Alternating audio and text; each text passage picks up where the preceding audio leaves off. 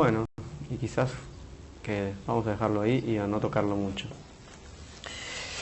Bueno, yo repito los agradecimientos, por supuesto, ¿no? Gracias por el espacio, por mantenerlo, por sostenerlo, a todos, ¿no? Un espacio se construye entre mucha gente, Colo también, ¿no? Gracias, sobre todo, ¿no? Gracias por el espacio. El espacio es las actividades que se hacen, quienes sostienen el espacio físicamente, quienes pagan la luz y hacen los arreglos y organizan y ponen los cartelitos, quienes coordinan con los invitados, quienes vienen y difunden los eventos. Todo eso es un espacio, así que es un espacio en ese sentido, es una comunidad, así que gracias por crear una comunidad, que es parte de lo que hacemos y parte de lo que me gusta hacer viniendo a este tipo de encuentros. Como dijo el Colo, les comento rápidamente cómo es el formato de Filosofía a la Gorra. Voy a exponer, es diferente si vinieron otros encuentros de Filosofía, es diferente por varios motivos. Primero porque en este caso soy más expositivo, voy a exponer un montón, es decir, los voy a aburrir. Cuando ustedes estén mirando el reloj a ver si ya está terminando, ahí va a faltar un poco más y recién ahí voy a terminar. 1 hora y media más o menos. Ayer duró 1 hora 40, toda la exposición, y durante ese momento hablo yo solo, así que soy muy totalitario en ese sentido. ¿Por qué? Porque traigo como una especie de guión, un hilo que ya tengo hecho y quiero como continuarlo, pero por supuesto que la idea es después que a partir de esos problemas y temas y cuestiones que voy a ir tirando acá, que podamos quedarnos a charlar todo lo que sea necesario hasta que nos echen acá sobre lo que aparece, ¿no? Entonces tenemos básicamente 3 momentos. Primero expongo y leo, sobre todo voy a leer, después paso la gorra y les pido su dinero, ahora les voy a decir un poco por qué esa cuestión, y finalmente nos quedamos a charlar y esas cuestiones. Primera cuestión, antes de entrar en el tema de la charla, la cuestión del espacio, ¿no? De eso que estábamos hablando, el tema de dónde hacer filosofía, ¿no? Con quién, con quiénes y qué es lo que se puede generar en ese tipo de encuentros. Estamos hablando ahí tenemos a la mesa del profesorado, ¿no? Los que estudian filosofía, así, digamos, institucionalmente. Así que vamos a arrancar con Nietzsche, vamos a arrancar con un fragmento de Así habló Zaratustra, que es quizás la obra más conocida de Nietzsche, a la cual no nos vamos a referir mucho después, pero sí ahora para la introducción. Dice así en el fragmento la sección que se titula De los doctos: pues esta es la verdad, he salido de la casa de los doctos y además he dado un portazo a mis espaldas. Durante demasiado tiempo mi alma estuvo sentada, hambrienta, a su mesa. Yo no estoy adiestrado al conocer como ellos, que lo consideran un cascar nueces. Amo la libertad y el aire sobre la tierra fresca. Prefiero dormir sobre pieles de buey que sobre sus dignidades y respetabilidades. Yo soy demasiado ardiente y estoy demasiado quemado por pensamientos propios. A menudo me quedo sin aliento.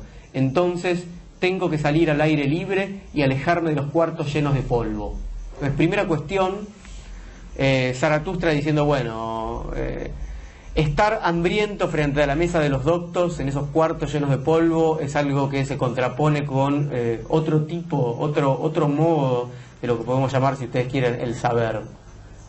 Claramente este desprecio por el mundo académico, podríamos decir hoy en día, ¿no? Por el mundo del saber institucional, no implica, por lo menos en mi caso, algo así como un desprecio absoluto, ¿no? De hecho yo me formé y me sigo formando en la academia. Pero sí la idea está muy endogámica, cerrada sobre sí, de que solamente vale lo que se hace de adentro, para los que comparten cierto vocabulario técnico, para los que comparten cierto circuito, y una especie que implica al mismo tiempo una especie de desprecio de los que están por fuera y nunca pueden entrar a esa casa del saber, digamos. Me parece que este tipo de encuentros, como este ciclo de filosofía y también lo que yo intento hacer con la filosofía de la gorra es, habitar otros lugares como centros culturales, librerías, bares, teatros independientes, y ahí justamente tener otros encuentros. No solamente porque muchos de ustedes quizás no irían a una universidad, a un encuentro universitario de filosofía, sino porque aún los que sí irían, quizás acá se comportan de modo diferente. Es decir, no somos simplemente individuos que están en uno u otro lugar, sino que en uno u otro lugar podemos tener otro tipo de conexión con lo que sucede, quizás con los mismos problemas y pensar otras cosas. Entonces, a la hora de leer y de pensar alrededor de textos y problemas filosóficos, no importa solamente, ¿no?, lo que dice el libro, lo que dice el autor, lo que dice el filósofo, sino en qué ámbito y en qué situación y en qué zona y con quiénes eso se produce y se intercambia. En Nietzsche eso es particularmente explícito, y él tiene libros como La ciencia jovial o como Aurora. Él dice: yo no podría haber escrito este libro si hubiera estado en Alemania. Este libro lo escribo frente al Mediterráneo. Bueno, esa importancia de la geografía, esa importancia del ámbito para la producción, esa cuestión de que la filosofía no se produce en un lugar abstracto, es central para mí para pensar en el tema este de la filosofía de la gorra. La segunda cuestión tiene que ver con qué es lo que podemos esperar de este tipo de encuentros, en un sentido justamente pedagógico, ¿no? Hace un rato estábamos hablando de estas cuestiones de la pedagogía, y por eso voy a leerles un pequeño texto de Foucault, que es la última cita que voy a hacer de esta introducción previa sobre filosofía de la gorra, sobre lo que Foucault dice respecto a sus propias clases. Foucault da unos cursos en el Collège de France para mucha gente, para unas 300, 400 personas, que no entraba en un auditorio. De hecho ponían el audio que se replicaba en otros auditorios a la vez, porque la gente realmente no entraba en la sala. Y él dice así sobre su experiencia docente: me digo a mí mismo, me pagan para entregar a mis alumnos una forma y contenido de conocimiento. Debo configurar mi conferencia o mi curso un poco como quien hace un zapato, ni más ni menos. Diseño un objeto, trato de hacerlo lo mejor posible, trabajo bastante, no siempre quizás, pero a menudo. Llevo el objeto al escritorio, lo muestro y después lo dejo a disposición del público para que haga con él lo que quiera. Me considero más pariente de un artesano que fabrica un objeto y lo entrega para su consumo que de un amo que hace trabajar a sus esclavos. Entonces, ahí hay, para mi gusto, una apuesta, digamos, pedagógica y política interesante. Primero, esto que yo presento, ¿no?, yo lo diseño, lo pienso, lo trabajo, ¿no?, de hecho en este caso lo escribo, y no tiene a diferencia de lo que puede ocurrir en un instituto donde uno estudia, o una universidad donde uno estudia y después tiene que acreditarlo. Acá yo no sé, digamos, lo que va a suceder con esto que yo presento. Uno lo propone, lo deja ahí y después cada uno ve qué pasa. Por eso esa cuestión de no hacer trabajar a los esclavos. Al esclavo se le dice qué es lo que tiene que hacer, qué es ¿no?, cuáles son los objetivos que tiene que cumplir.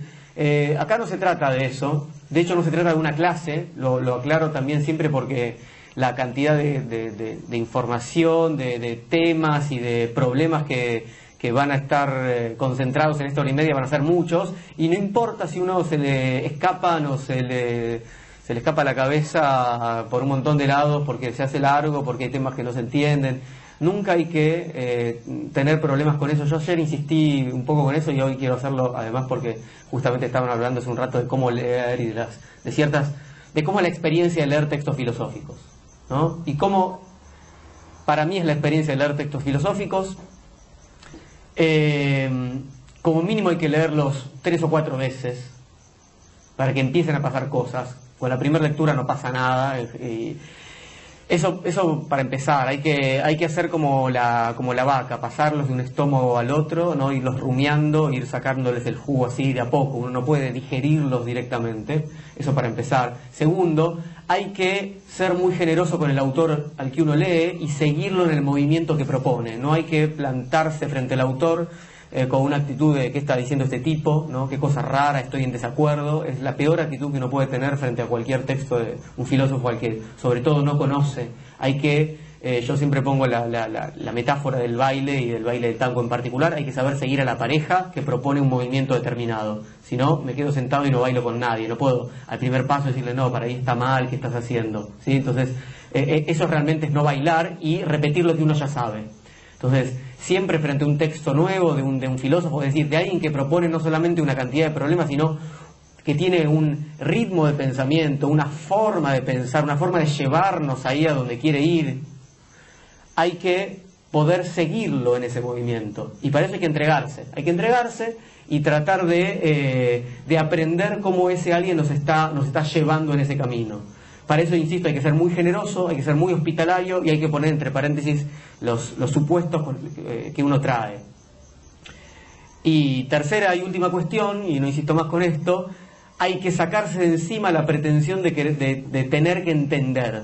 No hace falta entender. ¿Qué quiere decir esto? No hace falta entender todo. Sino uno arranca un texto y dice, no entiendo, y sigue y dice, no entiendo esto, y esto tampoco lo entiendo, y enseguida se tara, dice, bueno, no estoy entendiendo nada, esto no sirve para nada, cierra el texto y lo deja. Bueno, eso es cobardía. El no entiendo es una forma muy sencilla de abandonar los textos. Los textos hay que seguirlos, si uno cree que además de lo que no entiende, que uno lo pasa de largo y sigue, hay algo que está sucediendo, hay una conexión que se empieza a dar. Si esa conexión es interesante, yo voy a seguir. No es un problema que yo no entienda muchas cosas de las que hay. Primero porque voy a estar entendiendo más cosas de las que a mí me parecen. Y segundo, porque no se trata de un texto, de decir, miren, me leí todo este texto y lo entendí todo. ¿Y qué? ¿No? O sea, ¿qué hago con la comprensión, con la conexión entre significado y significante del texto? La cuestión es la conexión, la cuestión es que suceda algo. Y ese algo que sucede entre lo que propone un texto y uno, excede a la comprensión. Y por supuesto que cuando uno empieza a conectarse con eso, empieza a entender muchas más cosas. Es decir, que la comprensión va a estar, ¿sí? Pero si uno cree que no puede seguir si no entiende cada renglón que está leyendo, bueno, es un problema que en general hace que uno abandone los textos. Los textos no se comprenden absolutamente, ni siquiera para quien los escribe en general. Bueno, no nos molesto más con eso, sino con una última cosa antes de empezar con otro tema, que es el tema del dinero. Voy a pasar la gorra, a pesar de que en todos los otros encuentros de filosofía son absolutamente gratuitos, porque yo sostengo, creo y sigo pensando en que tenemos que sostener mutuamente los espacios que nos gusta transitar y en los que nos gusta estar. Y ese sostén incluye un sostén material.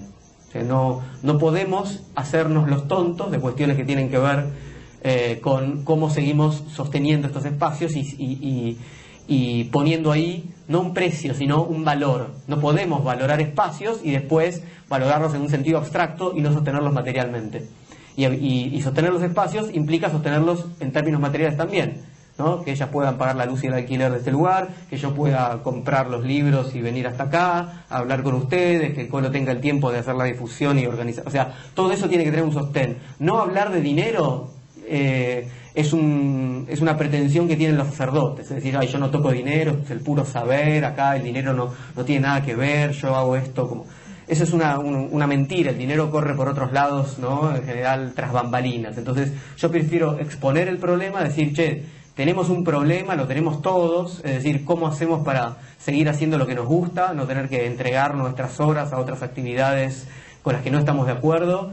Y bueno, y banquémonos esto entre todos, de diferentes maneras. A mí el hecho de pasar la gorra me parece una de las maneras más honradas que yo tengo para plantear este problema, y por eso lo hago, porque de hecho, digamos, no alcanza, uno no, digamos, yo no puedo con la nafta, digamos, que me paga la Secretaría de Cultura, venir y compartir esto con ustedes y comprar los libros y sentarme en mi casa a leerlos.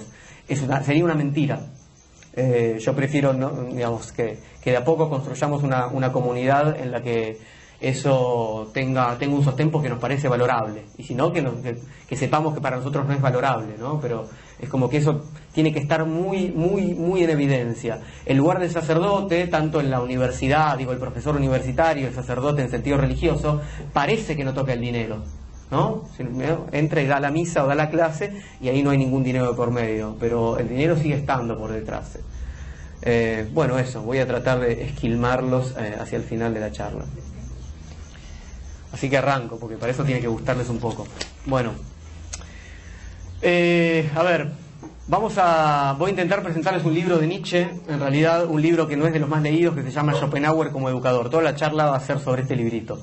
Este librito es un librito que es la tercera de las consideraciones intempestivas de Nietzsche. Nietzsche escribió 4 consideraciones intempestivas, son libros de juventud, de la época de juventud, de la época metafísica de Nietzsche. Y este es un libro que él escribió cuando él tenía 30 años, es decir, en el año 1874, es un Nietzsche de juventud. Vamos a intentar atravesar la lectura de este libro con la ayuda de 8 preguntas. ¿Cuál fue la importancia de Schopenhauer en Nietzsche? Para arrancar. ¿Qué es lo que somos? ¿Cómo debería ser un maestro? ¿Qué pasa entre obra y vida? ¿Cómo es el presente? La 6ª pregunta, somos animales, si somos animales o no. La séptima, cuáles son los enemigos de la buena educación. Y la octava, si puede el Estado fomentar la filosofía. Así que, de hecho, buena parte de la cuestión es justamente entre lo filosófico y lo pedagógico, exactamente ahí. A ver, vamos primero entonces a pensar esta cuestión de la importancia de Schopenhauer en Nietzsche. En 1864, es decir, a los 20 años, Nietzsche empieza a estudiar teología en la Universidad de Bonn. ¿Por qué él estudia teología? Porque él venía de una familia luterana, protestante. El padre de Nietzsche era pastor, el abuelo de Nietzsche también lo era, y se esperaba, ¿no?, por supuesto, que él también lo fuera. Era el hijo del pastor del pueblo, digamos, ¿no? Entonces Nietzsche tiene una formación cristiana muy fuerte. Uno lee los textos de Nietzsche de los 9-10 años, autobiográficos, y él se encomienda a Dios, y es un niño absolutamente tomado por el dogma en el que fue criado. El padre de Nietzsche muere bastante joven, entonces él es criado por la madre, una tía, y se trata de, cuando empieza a estudiar teología, bueno, de seguir un poco ese camino. Sin embargo, ¿qué le pasa? Se encuentra con un maestro. Se encuentra con un maestro y se desvía. Se encuentra con un maestro que se llama Ritschl. Ritschl es profesor de filología, es una materia que él tiene, filología, el estudio de las lenguas clásicas, en este caso, y se enamora de la filología, se enamora de su maestro en ese sentido, de lo que él propone, y abandona teología como carrera, se pelea con su madre, por supuesto, ¿no?, por ese mandato, y se va a estudiar filología a la Universidad de Leipzig con Ritschl. En esa universidad, en el primer año de la nueva carrera que él estudia, Nietzsche se va a recibir de filólogo, no de filósofo. Lee a Schopenhauer. 5 años después de la muerte de Schopenhauer. Schopenhauer había muerto en el año 1860. ¿Y qué libro lee? El mundo como voluntad y representación, que es la gran obra metafísica de Schopenhauer. Durante 12 años, es decir, hasta la publicación de Humano demasiado humano, que Nietzsche es como el corte entre la etapa metafísica y la etapa crítica, post-metafísica nietzscheana, hasta ese libro, conocido al menos de título, Humano demasiado humano, Schopenhauer va a ser el filósofo de cabecera de Nietzsche. Pero eso no quiere decir simplemente que Nietzsche haya encontrado ahí una teoría que le gustaba, sino que Nietzsche encontró en Schopenhauer un maestro, un ejemplo, ¿no?, un guía, un modo de entender la vida afín al suyo. Bueno, les leo cómo Schopenhauer cuenta ese encuentro, Nietzsche cuenta ese encuentro con Schopenhauer un par de años después de que sucedió. Es decir, ese encuentro con el libro, ¿no? Schopenhauer había muerto. Nietzsche relata lo siguiente: la irritación y las contrariedades de naturaleza personal suelen adquirir fácilmente en la gente joven un carácter general, por poco inclinada que ésta sea a la rebeldía. Por aquel entonces, a causa de algunas experiencias dolorosas y crueles desilusiones, me encontraba a la deriva, solo, sin principios sólidos, sin esperanza y sin tan siquiera un recuerdo agradable. El único deseo que me enardecía de la mañana a la noche era el de construirme una vida que se adaptase a mi naturaleza. Por eso rompí hasta el último refugio que me mantenía amarrado a mi pasado de estudiante en Bonn, donde estudiaba teología, especialmente con el vínculo que me unía a la corporación. En el feliz aislamiento de mi morada lograba recogerme en mí mismo, y cuando me encontraba con amigos era solamente con Muschake y con von Gersdorf, que por su parte participaban de mis mismos propósitos. Ahora, imagínense cómo debió de impactarme la lectura de la obra principal de Schopenhauer en tales circunstancias. Encontré un día este libro precisamente en el anticuariat del viejo Ron, en una librería de viejos, ¿no?, de usados. Ignorándolo todo sobre él, lo tomé en mis manos y comencé a hojearlo. No sé qué especie de demonio me susurró al oído: llévate este libro a casa. De todas formas, el hecho ocurrió contra mi costumbre habitual de no precipitarme en la compra de libros. Una vez en casa, me acomodé con el tesoro recién adquirido en el ángulo del sofá y dejé que aquel genio enérgico y severo comenzase a ejercer su efecto sobre mí. Ahí, en cada línea, clamaba la renuncia, la negación, la resignación. Allí veía yo un espejo en el que con terrible magnificencia contemplaba a la vez el mundo, la vida y mi propia intimidad. Desde aquellas páginas me miraba el ojo solar del arte con su completo desinterés. Allí veía yo la enfermedad y la salud, el exilio y el refugio, el infierno y el paraíso. Me asaltó un violento deseo de conocerme, de socavarme a mí mismo.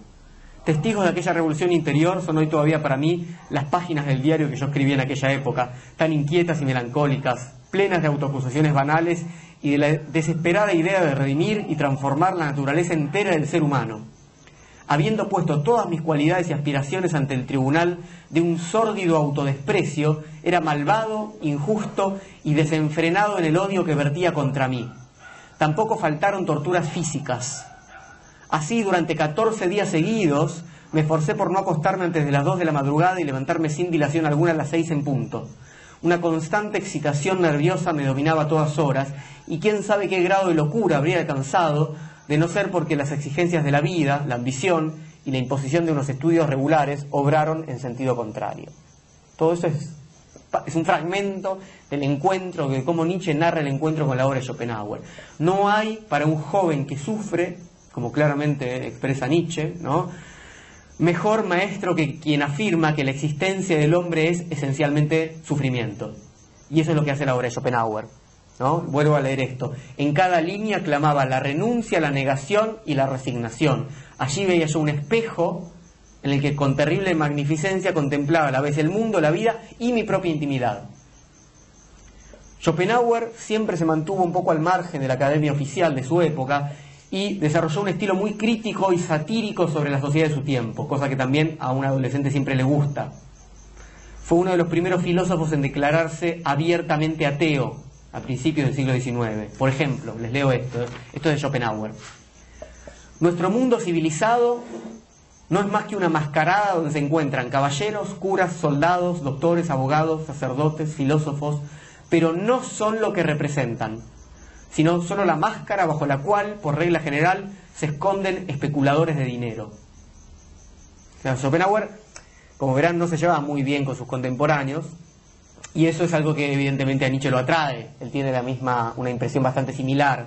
Entonces, ¿qué es lo que dice este libro que tanto atrapó a Nietzsche? El mundo como voluntad y representación. Bueno, muy sintéticamente se basa un poco en lo que Kant había ya dicho el siglo anterior, en realidad no tantos años antes de cuando escribe Schopenhauer, que es que hay como una especie de duplicidad en el mundo. Hay un mundo metafísico que es distinto que este mundo en el que estamos. Ese mundo metafísico, eso que está por detrás, en el caso de Kant, no es nunca accesible, no podemos conocerlo. En cambio, en el caso de Schopenhauer sí. Ese mundo metafísico es lo que Schopenhauer llama la voluntad. ¿Qué es lo que hay? En última instancia, voluntad. ¿Y qué es lo que es este mundo en el que nosotros estamos ahora? La representación. Es un mundo que es una duplicidad, es un mundo que se separa de ese mundo unitario que es la voluntad. Vamos a tratar de ir viendo esto un poco más. Yo entiendo que todavía esto lo dije un poco a lo bestia y un poco apurado, pero vamos a tratar de ir entendiéndolo. A ver, ahí ya tenemos por lo menos el título de la obra de Schopenhauer: el mundo como voluntad, es decir, lo verdaderamente existente, y el mundo como representación, lo que percibimos. Kant decía, insisto, en que no podíamos acceder a eso verdaderamente existente. Lo que dice Schopenhauer es que eso puede conocerse. ¿Y cómo es en términos de Schopenhauer? Bueno, les leo la definición de la voluntad para Schopenhauer. Es un ciego afán, un impulso carente por completo de fundamento y motivos.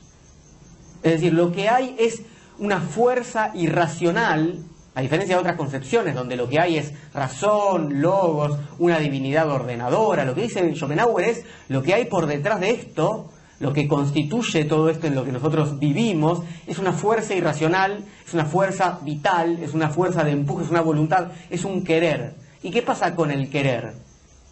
El querer nos lleva a sufrir. Es evidente, todos lo sabemos. Entonces, ese impulso, ese querer vivir, es el origen de todo dolor y de todo mal, porque se engendra todo el tiempo, es un continuo de nuevas necesidades y de nuevos dolores. Esto puede sonar un poco cercano a ciertas posturas orientales, ¿no? El deseo nos lleva a sufrir, por eso tenemos que desapegarnos, ¿no? Bueno, hay algo de esto en la filosofía de Schopenhauer, hay algo de esta pretensión de que hay un uno primigenio y nosotros estamos como desgajados de ese uno, y mientras seamos individuos vamos a seguir sufriendo, tenemos que salir como de esta etapa individual y volver a unirnos con esa voluntad. Bueno, Schopenhauer cree que mientras estemos vivos, efectivamente, ese sufrimiento va a estar en nosotros. Y es nuestra conciencia donde se manifiesta ese dolor de sufrir continuamente. Les leo a Schopenhauer. Querer es esencialmente sufrir, y como vivir es querer, toda vida es por esencia dolor. Cuanto más elevado es el ser, más sufre. La vida del hombre no es más que una lucha por la existencia con la certidumbre de resultar vencido. De ahí que Schopenhauer proponga distintos modos de tratar de alivianar un poco ese dolor que está producido por un apetito irracional. No podemos enfrentar ese apetito irracional, pero podemos, en todo caso, alivianar ese dolor. Y uno de esos mecanismos es el arte, y sobre todo la música. Entonces, ¿qué es lo que hay de original en la obra de Schopenhauer? Por un lado, esta introducción de las filosofías orientales, del pensamiento oriental, en el mundo occidental alemán. Por otro lado, la idea de que el mundo, la realidad última, lo que es, no es logos, insisto, no es razón, sino apetito irracional. Eso es una especie de antes y después, en relación a, por ejemplo, Hegel, con el cual ¿no? son contemporáneos y se pelea. Para Hegel todo lo que hay es razón, todo lo que hay es racional. Para Schopenhauer todo lo contrario. Luego, en ese sentido, un mundo donde nunca hay perfección, ¿no? Sino que es un continuo despliegue de este apetito que nos lleva a diversos tipos de sufrimientos. Y luego, el arte o la importancia del arte como el sosiego ante este continuo dolor de vivir. Y, en particular, la música como el arte cualitativamente distinto, superior a los demás para lograr eso. Por eso, esta filosofía schopenhaueriana va a llevar a Nietzsche a escribir lo que va a ser su primera gran obra, que es El nacimiento de la tragedia. El nacimiento de la tragedia en el espíritu de la música, es el título completo de este libro. Es decir, a través de la música podríamos llegar a una especie de redención, lo más cercano a una redención, del espíritu trágico que había en la Grecia clásica. Entonces, en esta época Nietzsche, además de tener a Schopenhauer como su figura en relación a la filosofía, tiene a su otro gran maestro, que es Wagner, el músico, ¿verdad? Y a Wagner sí, que él lo conoce, se hace amigo, visita la casa, conoce a la esposa. Nietzsche es también músico, ¿verdad? Él compone, no muy bien, en relación a Wagner, por supuesto, que le dice, seguí dedicándote a la filosofía, que lo haces mejor, pero Nietzsche compone, está la música, la pueden escuchar, si ponen en YouTube la música de Nietzsche, pueden escuchar sus composiciones al piano. Entonces, ¿cuál es un poco la propuesta del nacimiento de la tragedia? Bueno, que es la música de Wagner la que va a revivificar el espíritu trágico que estaba en las tragedias griegas, ¿no? de Sófocles, de Eurípides, porque ese espíritu trágico, dionisíaco, ese resultado de lo dionisíaco y lo apolíneo se había perdido y podía renacer a través de la música de Wagner. Bueno, en esta época entonces Nietzsche escribe El nacimiento de la tragedia y Las 4 consideraciones intempestivas. Son 4 libros. El tercero es en honor a Schopenhauer, que es el nuestro, y el cuarto es en honor a Wagner. Los primeros 2 son libros críticos de la sociedad en la que él estaba viviendo. Entonces, ¿qué es este movimiento? El movimiento que hace Nietzsche cuando escribe Las intempestivas, acá están la primera y la segunda, ¿no? Y la tercera, que es la de sobre Schopenhauer, es decir, bueno, la sociedad en la que yo vivo, este mundo en el que estamos es un desastre, culturalmente, es decadente. Entonces, ¿qué propongo yo? Bueno, propongo esto, propongo a 2 maestros. Tengo 2 figuras que me indican hacia dónde me interesa a mí que vaya la cultura. Entonces, se trata claramente de valorar. Si hay algo que hace Nietzsche una y otra vez es valorar, es decir, esto sí y esto no. Entonces, aparece acá, por primera vez, digamos, un poco... Esperen que no sé qué es lo que les iba a leer. Ah, se me cayó una página por acá, que es esta. Bien. Ya me parecía que estaba pasando algo raro. Bien. Entonces, primer pregunta. ¿Cuál es la importancia de Schopenhauer en Nietzsche? Bueno, todo esto que ya trabajamos, importancia no solamente a nivel teórico, sino importancia desde el punto de vista de encontrar este maestro, de encontrar esta guía. La segunda pregunta, ¿qué es lo que somos?, ya implica meterse en el corazón del libro Schopenhauer como educador, y leer las primeras líneas. ¿Cómo arranca? ¿Cómo son las primeras líneas de este libro? Dice: al preguntársele qué rasgos comunes había encontrado en los hombres, el viajero que había visto muchos pueblos y países y muchas partes del mundo, repuso: tienen una tendencia general a la pereza. ¿Cómo son los hombres? Son perezosos. ¿Qué quiere decir eso? Somos cómodos, somos vagos y también somos cobardes. ¿Respecto a qué? Respecto a la vida. No queremos tomarnos el trabajo y las molestias de explorar, ¿qué cosa? Nuestra propia singularidad. Así arranca el libro de Nietzsche en honor a Schopenhauer. Y luego dice lo siguiente: en el fondo, todo hombre sabe muy bien que solo está una vez en cuanto ejemplar único sobre la Tierra, y que ningún azar, por singular que sea, reunirá nuevamente una sola unidad, esa que él mismo es, un material tan asombrosamente diverso. Es decir, somos absolutamente singulares, pero esa singularidad que no se va a volver a reunir es un cúmulo, es una multiplicidad, es el resultado de un material absolutamente diverso. Somos una combinación única de un material diverso. Es decir, no somos simples, no somos una unidad simple, sino que somos una unidad singular compleja, un compuesto. Entonces,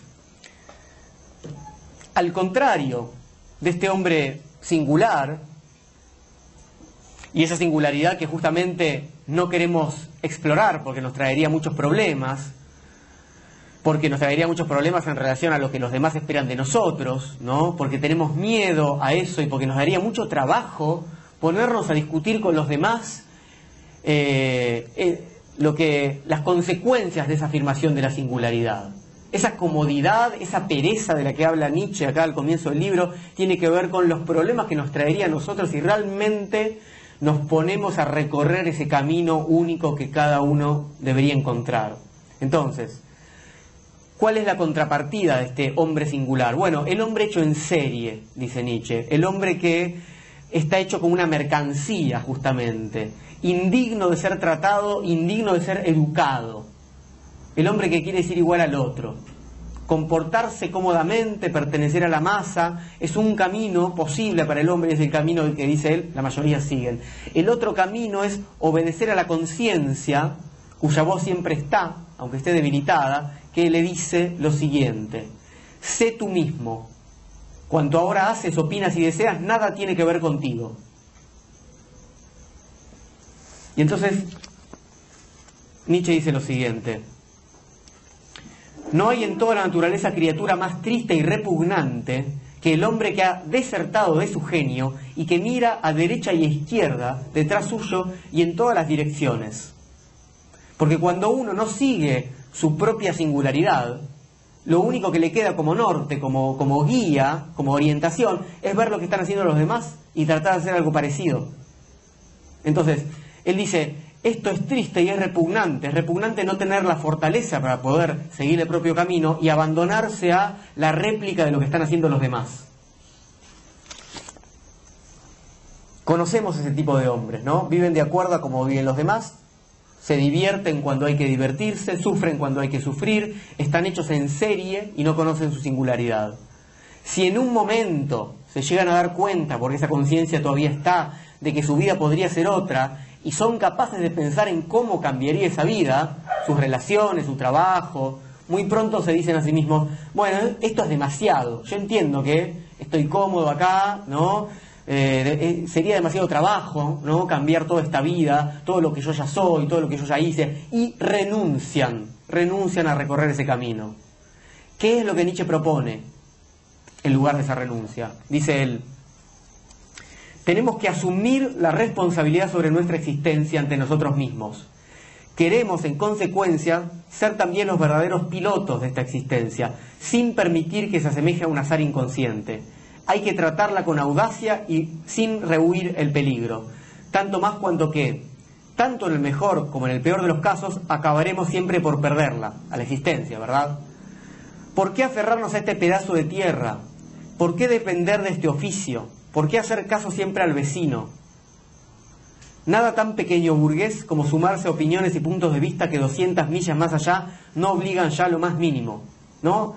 es muy interesante lo que dice Nietzsche, porque dice, bueno, finalmente terminamos dependiendo de algo que es una costumbre local, es una costumbre que más allá es una ridiculez o es absurda, y eso nos termina atando, es muy pequeño. Hay que tener la fortaleza de ir un poco más allá. Esto es justamente lo que yo les estaba tratando de decir un poquito antes, en relación a este concepto nietzscheano de la vida peligrosa. Lo que Nietzsche propone es vivir peligrosamente. ¿Qué es ese vivir peligroso? Les voy a leer una cita de La ciencia jovial o La Gaia Ciencia.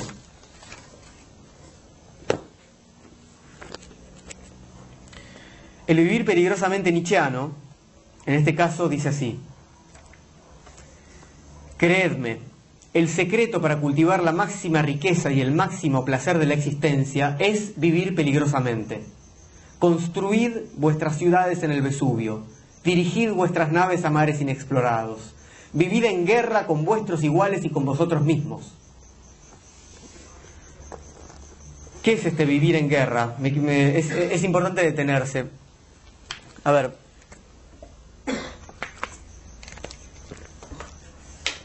Nietzsche no está proponiendo que nos violentemos todos unos con otros, porque sí, porque sería vitalizante violentarnos en sí mismo y demás. Nietzsche dice, para seguir el propio camino, cuando uno empieza a seguir, a tratar de encontrar de a poco esa singularidad y desarrollarla, los otros, y los otros en uno mismo, nos van a poner muchos palos en la rueda, nos van a decir que estamos haciendo algo inmoral, desviado, nos van a decir, ¿estás seguro de eso que estás haciendo? Es medio raro, ¿quién te crees que sos? ¿No? Bueno, no queda otra que dar la batalla contra esas posiciones. Entonces, la batalla, la guerra de la que habla Nietzsche, contra los demás y contra uno mismo, no es cualquier guerra, no es cualquier violencia, es la violencia para responderle, para tener la fortaleza de hacerle frente a todas esas admoniciones, a todos esos mandatos morales que nos impiden seguir ese camino. No es una guerra arbitraria, es la única posibilidad de que se pueda avanzar un poco en ese camino. Ese peligro, esa vida peligrosa tiene que ver con lo que hoy en general se conoce como salir de la zona de confort, ¿no? Hoy está bastante de moda hablar en esos términos. Bueno, eso está diciendo Nietzsche. Cuando uno sale de la zona de confort, y la zona de confort está básicamente definida por lo que se hace en determinado circuito, ¿no? Evidentemente, la zona de confort implica entrar en un lugar de guerra, en un lugar de combate. Y la zona de confort justamente es el modo en que Nietzsche arranca este libro. Dice, ¿qué es lo que hacen la mayoría de las personas? Son cómodas, no quieren salir de su zona de confort. Entonces, así llegamos a la frase que yo elegí para la invitación a la charla y que estaba por ahí, creo que en el evento de Facebook, que dice lo siguiente: en el mundo no hay más que un camino que solo tú puedes recorrer. ¿A dónde conduce? No preguntes, síguelo. ¿Qué quiere decir eso? Primero, que nadie puede recorrer el camino por nosotros. Hay un camino y solamente tú puedes recorrerlo. No puedo yo preguntarle al otro, ¿no? ¿Cómo hago yo para recorrer mi camino? Y tampoco, y esto también es importante, puedo yo saber a dónde me lleva. Porque el camino no está trazado.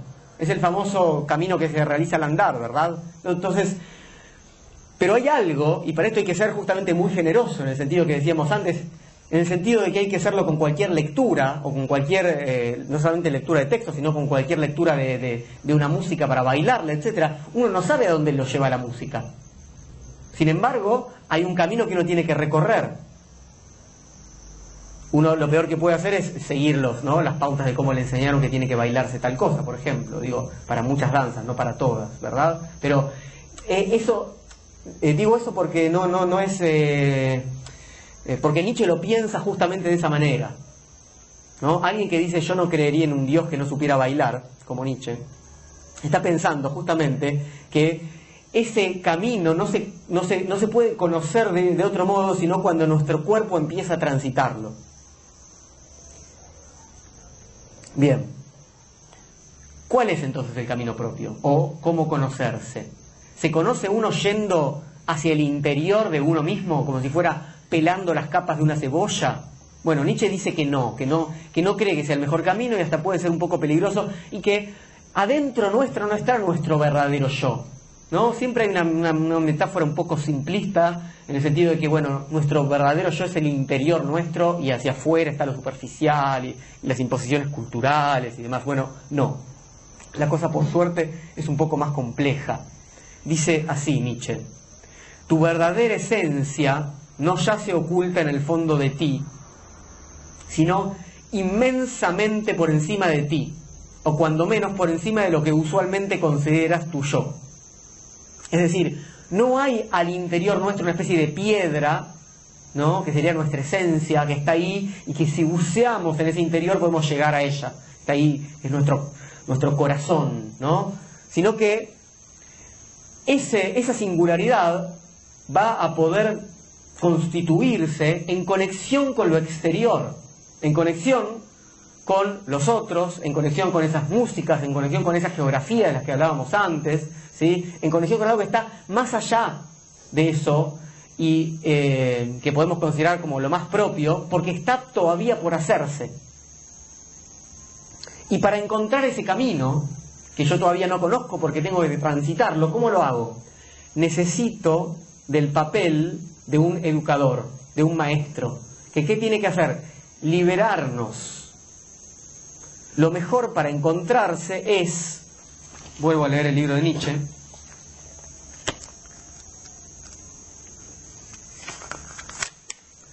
volver reflexivamente a quien nos ha educado y formado. Y por eso quiero yo hoy rendir homenaje a un maestro y educador del que puedo gloriarme, Arthur Schopenhauer. No, fíjense, todo lo que armó, todo lo que leí hasta ahora tiene que ver con las primeras 4 páginas del libro. El tipo está diciendo, Nietzsche, si uno no encuentra a su maestro, no puede desviarse del camino. Exactamente lo que, casi lo contrario que en general se supone que es un maestro, alguien que te encamina. Por supuesto que esto te encamina, pero te encamina hacia un camino justamente inexplorado, ¿no? Entonces el maestro, como Nietzsche lo está pensando, es aquel que te saca del camino que supuestamente tenías que seguir, un camino que ya estaba trazado, el maestro que te evalúa y te dice, venís bien en este camino, y es alguien que te dice, bueno, animate, liberate y andá y recorre tu propio camino. Eso es un maestro. Y a esos maestros hay que homenajearlos. Es decir, hay que ser generosos con esas fuerzas vitales, con esos libros, con esos textos que hacen eso en nosotros. Yo insisto mucho con esto, ¿no? Yo hablo mucho de leer los textos y de lo que los textos pueden generar si uno es generoso con los textos, porque muchas veces esa vitalidad viene de textos que muchos consideran cosas muertas, ¿no? Y tenemos estos amigos que nos dicen, che, dejá de leer esa cosa, ¿no? Ese libro hace 400 años y venía a hacer tal cosa. Y a veces los libros son mucho más vitales que sus amigos nuestros. Hay que decirlo esto, porque la vitalidad no es algo que solamente esté en carne y hueso, ¿no? La vitalidad puede ser un libro si uno se deja llevar por esa vitalidad que cualquier ritmo textual tiene, por ejemplo. Bien, entonces, fíjense que esta segunda pregunta, ¿qué es lo que somos?, recorre toda la obra de Nietzsche, y en la autobiografía de Nietzsche, que se titula Ecce Homo, es el subtítulo es ¿cómo se llega a ser lo que se es? Es un poco más complejo, no qué es lo que somos, sino cómo llego a ser eso que ya de algún modo soy, pero que todavía no pudo constituirse. Es decir, cómo recorro ese camino. ¿Cómo podemos atrevernos a explorar y a transitar lo que podemos ser? ¿Y qué dice Nietzsche? No lo podemos hacer solos. Para eso hace falta un maestro. Vamos entonces a la tercera pregunta. ¿Cómo debería ser un maestro? Nietzsche dice, en general hay 2 tipos de maestros que proponen la relación con el discípulo desde 2 categorías diferentes. Están los que dicen, bueno, hay que identificar, ¿no?, las actitudes más específicas de esa persona y desarrollar eso. Y hay otros que quieren, de alguna manera, hacer una especie de balance y de armonización de todo lo que hay en ese discípulo para tener algo medianamente armonizado, es decir, todas las actitudes, no centrarse en una. Nietzsche dice que habría que hacer las 2 cosas, y lo dice de esta manera. El maestro debería conformar y transformar el hombre entero en un sistema solar y planetario vivo y móvil, reconociendo la ley de su mecánica superior. Esa era la tarea, tal como yo me la imaginaba, de su educación. Es decir, la metáfora es maravillosa, es un sistema solar, está vivo, es móvil y tiene una ley que rige todo ese movimiento. Hay una ley de cada uno, pero al mismo tiempo todos los planetas, el Sol, la Luna, ¿no? Todo está ahí funcionando de una manera medianamente armónica en relación a esa mecánica que rige a cada uno. Bueno, eso tiene que ordenarse, las fuerzas que están en cada uno tienen que poder constituir ese móvil. Pero ¿qué pasa?, dice Nietzsche. Yo no encuentro en toda Alemania, en las universidades, a alguien de ese tipo, algún maestro que haga esta tarea. Las instituciones educativas para Nietzsche son mediocres y también los educadores que hay en esas instituciones. Y los científicos, en general, coleccionan conocimiento de un modo bastante bruto, dice Nietzsche. O sea, por ahí tampoco va la cosa. Entonces se hace la pregunta siguiente. ¿Dónde podríamos encontrar realmente todos nosotros, sabios e ignorantes de origen elevado y de humilde extracción, entre nuestros contemporáneos, nuestros modelos morales, las figuras célebres capaces de representar y encarnar en esta época la moral creadora? Es decir, ¿dónde vamos a ir a buscar nuestros maestros? Bueno, y quiero llamar la atención sobre el concepto de moral creadora. Una moral es la que implica unos valores, ¿verdad? ¿Y de qué valores se trata?, dice Nietzsche. Del valor de la creación, donde vamos a encontrar a los maestros cuyo máximo valor sea hay que crear. ¿Hay que crear qué cosa? La propia vida. Hay que, ¿no?, crear, hay que explorar ese camino. ¿Por qué hay que insistir con la moral de la creación? Porque los valores que tenemos ahora, dice Nietzsche, a finales del siglo XIX, ¿no?, 1870, ya están en decadencia. Dice, ¿qué tenemos? Bueno, el cristianismo, que ya evidentemente está cada vez más... la propia vida de Nietzsche atestigua esta decadencia del cristianismo, ¿no?, como norte moral. Y por otro lado, los valores antiguos, de la Grecia clásica, etcétera, bueno, tampoco son valores que hoy pueden guiar nuestra vida. Entonces, él dice, todo lo que hay ahora es mímica y retórica de estos dos modelos. Es decir, parece que tomamos estas éticas, ¿no?, antiguas o cristianas, pero sin embargo, nadie vive de acuerdo a estas éticas. Nietzsche dice así: en este vaivén entre cristianismo y antigüedad, entre un tímido o hipócrita cristianismo de las costumbres y una imitación no menos pusilánime y desconcertada del antiguo, vive el hombre moderno y no se encuentra nada bien. ¿Por qué? Porque no tiene otro norte moral. Esto es lo que después él va a decir un poco más adelante en su segunda etapa, como, digamos, lo que va a identificar como la muerte de Dios, ¿no? Ya no hay un norte absoluto por el cual guiarnos. Entonces, Nietzsche sabe que su época está mostrando estos signos de una orfandad de sentidos, y ante esta falta de un norte moral solamente queda la posibilidad de la creación.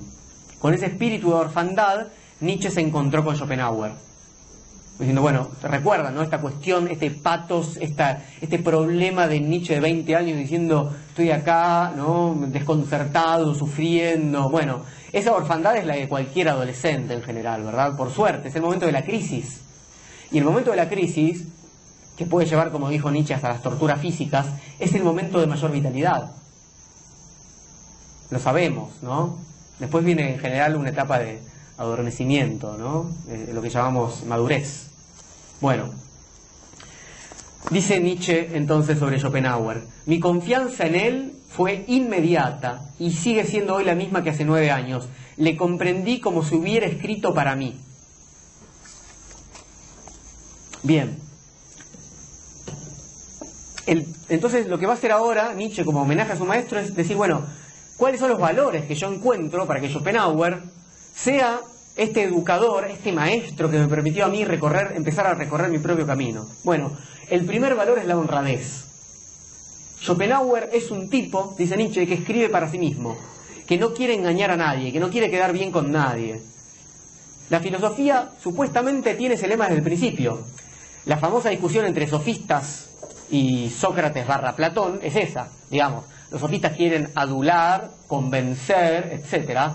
Y en cambio, Sócrates y Platón estarían buscando la verdad por sí mismos y no les importa las consecuencias de esa búsqueda de la verdad. Entonces, primer característica que un maestro tiene que tener, tiene que ser honrado, no tiene que querer cumplir con alguna tarea. En este sentido hay un concepto que para mí fue fundamental en muchos momentos, que es el concepto de parresía. Y digo esto porque el concepto de parresía es un concepto griego, tanto digamos que aparece alrededor también de la figura de Sócrates. El concepto de parresía, la palabra parresía quiere decir, en griego, quiere decir un hablar franco. El parresiasta, el que practica la parresía, es el que habla honradamente, el que dice todo lo que tiene que decir. Y es más, el que dice todo lo que tiene que decir poniéndose en riesgo. Por ejemplo, el que le dice al tirano que es un tirano, ¿no? Es el que nadie lo obliga a decírselo, pero él siente que si no lo dice, no está conforme consigo mismo. O, por ejemplo, cuando uno le dice a un amigo, mira, yo sé que vos no querés escuchar esto, pero tal y tal cosa, ¿no? Esto que estás haciendo con tu vida, fíjate, qué sé yo, hace 20 años que te venís quejando, ¿por qué no? Bueno, uno se pone en riesgo porque no le dice al otro lo que quiere escuchar, pero sin embargo siente que esa necesidad de decirle al otro eso que él no quiere escuchar, no puede evitarla, es una especie de mandato moral propio. Y esa palabra del parresiasta, del que habla francamente, es una palabra absolutamente soldada a la propia subjetividad, no es una palabra ajena. Uno no puede ejercer la parresía con un texto de otro, ¿no? La parresía justamente es la palabra franca que sale de la propia subjetividad, de la propia posición subjetiva, para decirle al otro algo que lo va a conmover, y por eso me pone en riesgo a mí. El amigo Michel Foucault se ocupó de estudiar este concepto de parresía en toda su última etapa, en la etapa que se conoce como la etapa ética de Foucault, y hay varios cursos donde él trabaja esta cuestión. Este que se llama Hermenéutica del Sujeto es uno de ellos, y define acá Foucault la parresía de esta manera. La meta final de la parresía no es hacer que el interpelado siga dependiendo de quien le habla, cosa que sí sucede en la adulación. Es decir, cuando yo adulo al otro, el otro depende de mí, ¿no? Y entonces, digamos, es muy fácil para los dos. ¿Por qué? Porque, y esto es lo que sucede también muchas veces, digo, todo esto es, recordemos que esta charla de filosofía en relación Nietzsche-Schopenhauer, en última instancia, es una charla de la relación maestro-alumno o maestro-discípulo, es una cuestión pedagógica. Entonces, ¿cómo son las relaciones pedagógicas de adulación? Che, qué lindo que hiciste esto, Colo, te salió bárbaro, seguí así, qué lindo que hiciste, Agustina, esto, buenísimo. Y a todos, no importa lo que hagan, les digo que es maravilloso, es decir, los adulo. Bueno, ¿qué pasa con eso? Primero, que los otros dependen todo el tiempo de mi aprobación. Segundo, que no pueden, digamos, buscar un camino justamente donde ellos tengan la regla de la creación propia. Yo sigo funcionando como el sacerdote que les dice que es maravilloso, los adulo, y yo no corro ningún riesgo, porque los otros van a decir, uy, mirá, me dijo el profesor que yo soy buenísimo. Entonces, la parresía es exactamente lo contrario, es, che, la verdad que eso que estás haciendo es una porquería, deja de hacerlo, porque estás copiando lo que están haciendo tus compañeritos o lo que leíste en el texto. Tratá de pensar este tema vos, dale. 4, ¿no? Digamos, no hace falta pensar en notas, pero lo digo pensando en esa relación, digamos. Y puede doler, ¿no? Como, uy, me quedé sin referencias, pero es el empuje necesario para que haya justamente una independencia respecto de la voz del maestro. Entonces dice Foucault, ¿cómo y por qué no va a necesitar ya el discurso del otro? Precisamente porque el discurso del otro fue verdadero. El objeto de la parresía es actuar de modo tal que el interpelado esté en un momento dado en una situación en la que ya no necesite el discurso del otro. Y la adulación no logra eso. Entonces, ¿cómo hago yo para buscar honradamente quiere decir sinceramente mi camino? Bueno, viendo que hay otro que fue capaz de seguir honradamente su propio camino. Y eso es lo que Nietzsche encuentra en Schopenhauer.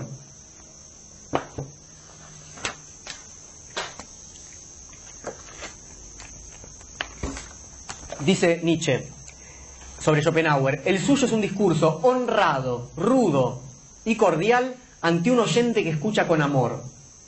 Y eso es importante, ese es el otro lugar, ¿no? Para la relación esta pedagógica que estamos pensando hoy, si yo no escucho con amor, receptivamente, como estamos diciendo, generosamente, entonces no importa cuán honrado sea el otro, yo voy a tratar de estar viendo si lo puedo copiar, o si dice algo que está mal, o si está fallado.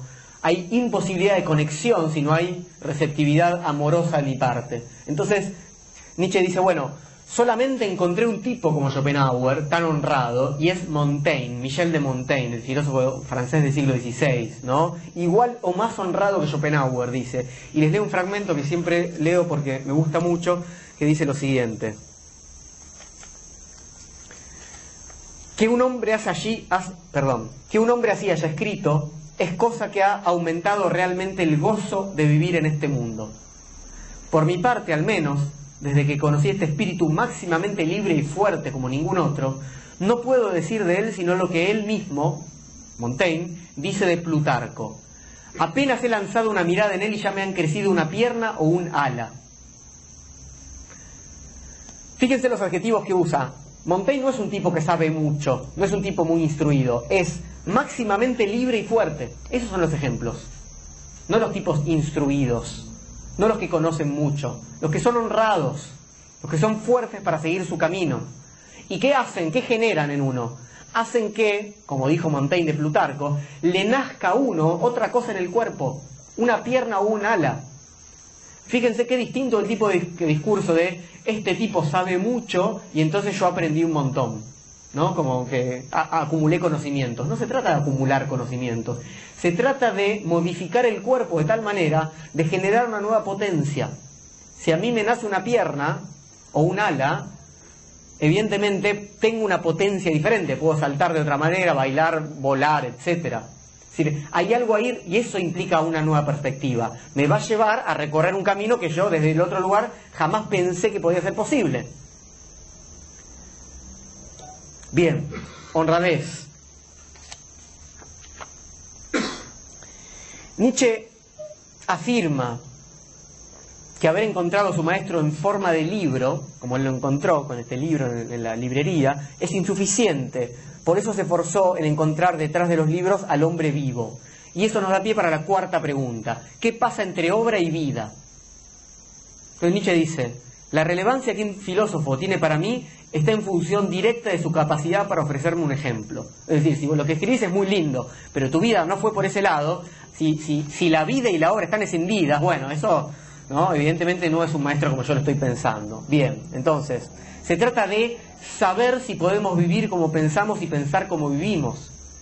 Es por eso que yo digo que cuando uno quiere, crear un espacio, uno dice, uy, qué lindo que en lugar de, no sé, intercambiar conocimiento en la academia, nos juntemos en otro tipo de espacio y entonces tengamos otro tipo de charlas y demás, en lugar de solamente decirlo, hay que hacerlo, hay que producirlo.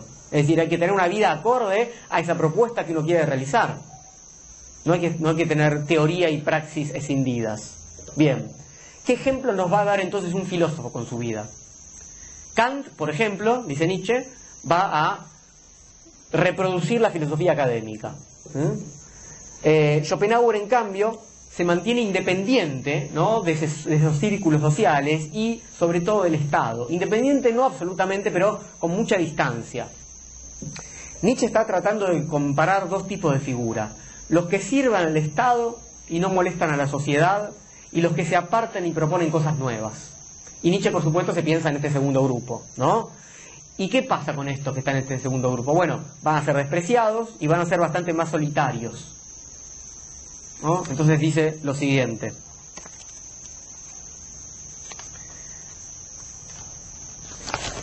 donde quiera que haya habido sociedades poderosas, gobiernos, religiones, opiniones públicas, donde haya habido, en fin, una tiranía, allí ha sido odiado el filósofo. Y fíjense la lista que arma Nietzsche para hablar de la tiranía. La tiranía puede ser, insisto, gobiernos, sociedades poderosas, religiones u opiniones públicas. Es decir, ahí donde haya una opinión mayoritaria, un sentido común, y ahí el filósofo no tiene más nada que hacer que ser despreciado, ser odiado, ser ignorado. El caso paradigmático, obviamente, es Sócrates. ¿no? A Sócrates lo matan justamente por poner en crisis ese sentido común, esos saberes, ¿no?, de los atenienses. Entonces, desde Sócrates hasta Nietzsche hay filósofos que justamente son ninguneados, y también claramente hay otra línea, si ustedes quieren, desde Platón hasta Hegel, de los filósofos que quieren cantar las alabanzas del Estado en algún punto, ¿no? No todos los filósofos son tan críticos de la sociedad en la que viven, algunos quieren que se afirme algún tipo de orden. Y así habla Schopenhauer sobre la relación del individuo con la sociedad. Entonces, por eso Nietzsche entiende que este tipo sí puede ser su maestro. Dice lo siguiente: toda sociedad exige necesariamente un acomodamiento recíproco, un temperamento. Así, cuanto más numerosa es, más insípida se hace. Es decir, una mediocridad, una medianía. No se puede ser verdaderamente uno mismo, sino mientras está uno solo. Por consiguiente, quien no ama la soledad, no ama la libertad, porque no es uno libre sino estando solo. Entonces, ¿qué peligro tienen este tipo de filósofos en este caso? El primer peligro justamente es este aislamiento social. Hay que saber bancarse el aislamiento social, y no solamente para ser filósofo, sino para cualquier tipo de creación. Hay que bancarse el aislamiento social. Hay que bancarse ¿qué cosa? Que el valor desde el cual todos están valorando no coincide con lo que uno está creando. Que hay un desfasaje, si uno efectivamente está creando, entre la forma de valorar que todos tienen, o las mayorías tienen, o ese circuito tiene, y lo que uno está haciendo. Bien. Segundo problema para este tipo de pensadores es lo que Nietzsche llamó desesperar de la verdad. Y esto tiene que ver con la filosofía kantiana. Dijimos que Kant dice que nunca se puede acceder a conocer ese mundo metafísico, ese mundo que Kant llama nouménico, eso que tiene como objeto de estudio al alma, a Dios y al mundo, como lo llama Kant, es decir, a la realidad última, tendríamos que decir, ¿no?, para entenderlo un poco mejor. Es decir, que siempre estamos solamente en este mundo que Kant llama fenoménico, en este mundo de la representación. ¿Qué quiere decir que no podamos conocer en última instancia la verdad con mayúscula? Bueno, quizás para nosotros no sea tan grave, pero para un filósofo, y para un filósofo moderno, esto es bastante terrible. ¿Por qué? Porque los modos que nosotros tenemos de orientarnos y de pensar, por ejemplo, nuestros valores morales y políticos y demás, siempre tenían referencia a una realidad última. Pensemos más fácilmente en la teología, ¿no? Como hay un Dios, entonces nosotros tenemos tales valores, nuestra sociedad se ordena de tal manera. Ahora, si nunca podemos conocer a ese Dios, si nunca podemos conocer esa verdadera realidad, ¿cómo nos orientamos? La propuesta de Kant, cuando Kant le pone límites al conocimiento y dice no podemos conocer más allá de este mundo fenoménico al cual nosotros mismos le damos las reglas, para decirlo rápido y medio bruto, es trágico este problema, porque no podemos orientarnos. Cuando Nietzsche dice cosas como Dios ha muerto, no lo dice como festejándolo y diciendo qué maravilloso, por fin Dios ha muerto. Nietzsche dice, esto es desesperante. La primera sensación que tenemos que tener es que ya no hay arriba y abajo. Se nos abrió el piso y nos caímos en una especie de caída infinita, y no podemos pararnos. Entonces, si uno desespera de la verdad, si uno desespera en el sentido de no tener más esperanza, uno puede entrar en una especie de angustia infinita, de perder todo lugar de orientación. ¿Por qué? Porque toda filosofía, dice Nietzsche, propone una totalidad del mundo, un funcionamiento del mundo que tiene que tener que ver con nuestra vida. Es decir, que tiene que darle sentido a nuestra vida. Y lo que hace Kant es decir, nunca más podemos darle sentido a nuestra vida desde el punto de vista del conocimiento. Tenemos que tratar de darle sentido a nuestra vida de otra manera, pero no porque conocemos cómo es el mundo. Bien, estos peligros acechan a todos los hombres. El aislamiento social, ¿no?, que es consecuencia de ser fiel a la propia singularidad por un lado, y el peligro de desesperar de la verdad y perder la humanidad en el sentido de no saber cómo orientarse. Y vivir, dice Nietzsche, no es, hablando en términos absolutos, sino estar en peligro, como habíamos dicho antes. Es decir, atravesar ese problema de que no haya valores previos para lo que nosotros estamos haciendo. Obra y vida tienen que poner en juego ese vivir en peligro, tienen que ser un riesgo continuo. Bien, esa es la respuesta a la pregunta, ¿qué relación entre obra y vida? La siguiente pregunta, la quinta, ¿cómo es el presente?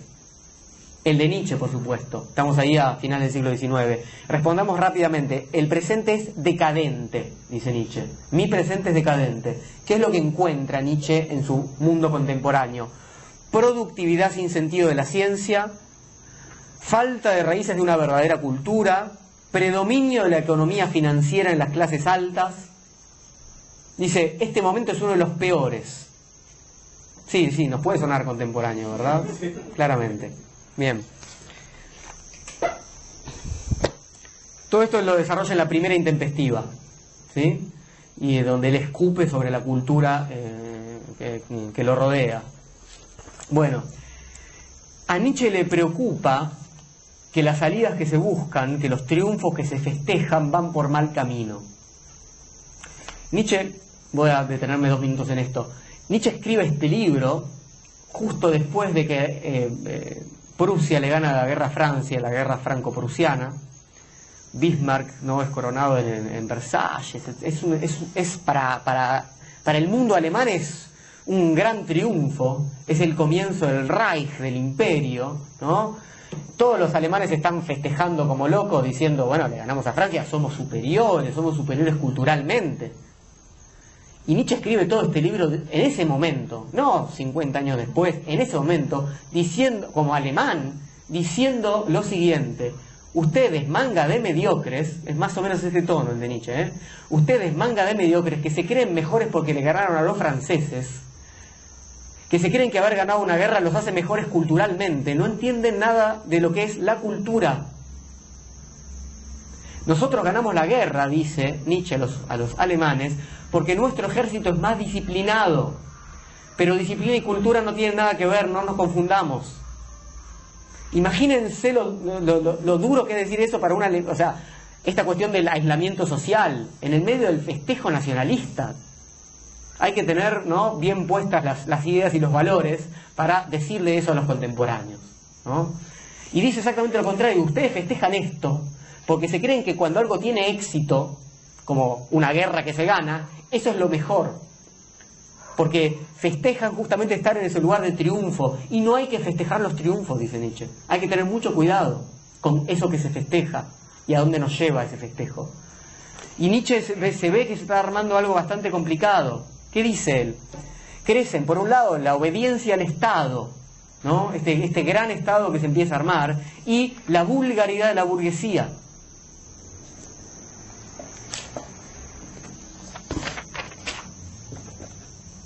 ¿Dónde es el libro? Acá.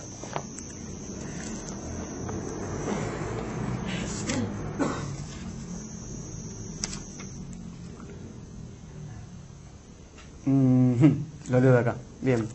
Toda filosofía, dice Nietzsche, que cree poder neutralizar e incluso resolver el problema de la existencia por recurso a un acontecimiento político, es una filosofía hecha en broma, pseudo-filosofía. Desde que el mundo existe se han fundado ya muchos estados, es una vieja historia.